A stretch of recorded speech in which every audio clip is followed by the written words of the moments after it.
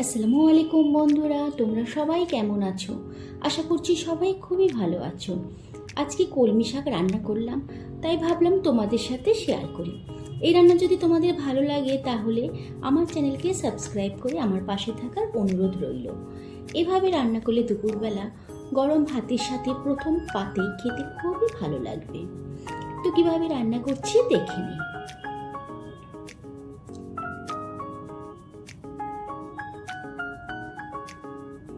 প্রথমেই কলমি শাক নিয়েছি, তারপর এইগুলো বর্মা শাক।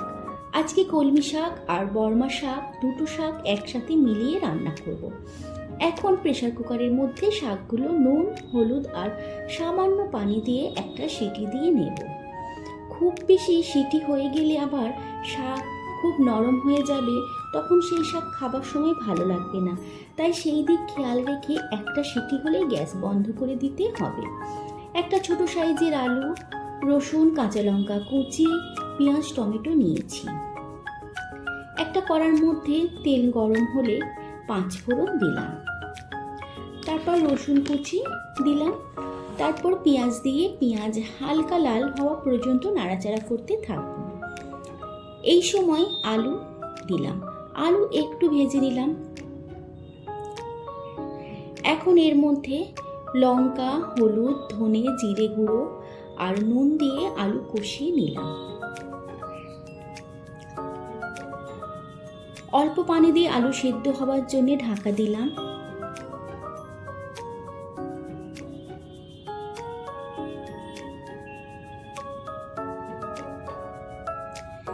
গ্যাসের ফ্লেম একেবারেই লো করে রেখে আলু সেদ্ধ হওয়ার জন্য ঢাকা দিলাম। এদিকে শাকের একটা সিটি হয়ে গিয়েছে।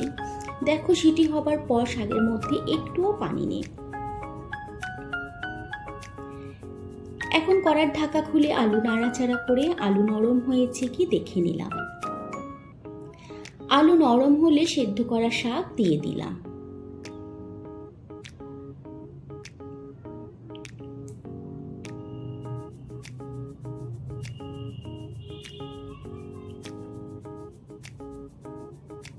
এখন শাক আলু ভালো করে মিশিয়ে নিলাম।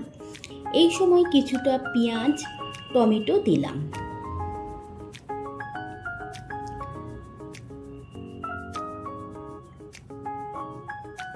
এবার শাক ভালোভাবে নাড়াচাড়া করে নিলাম। সব কিছু ভালো করে মিশিয়ে ঢাকা দিলাম।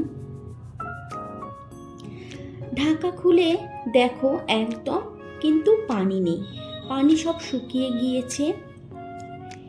পেঁয়াজ আর টমেটো নরমও হয়ে গিয়েছে।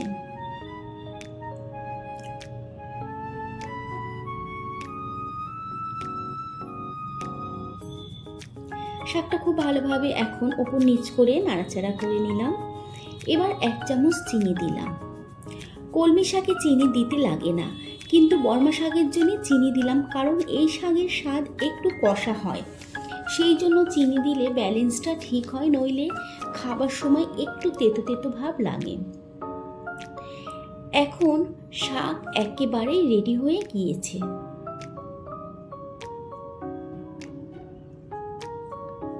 খুব বেশি ঝামেলা ছাড়াই দেখো, কলমি শাক আর বর্মা শাক রান্না হয়ে গেল। তোমাদের সার্ভ করে দেখাচ্ছি। অনেকেই আছো যারা শাক একেবারেই খেতে চাও না, যদি এইভাবে রান্না করো আশা করছি ভালো লাগবে। যারা একদম খেতে চাও না তারাও খাবে। এই রান্না ভালো লাগলে অবশ্যই লাইক, শেয়ার, কমেন্ট করবে। আল্লাহ হাফেজ।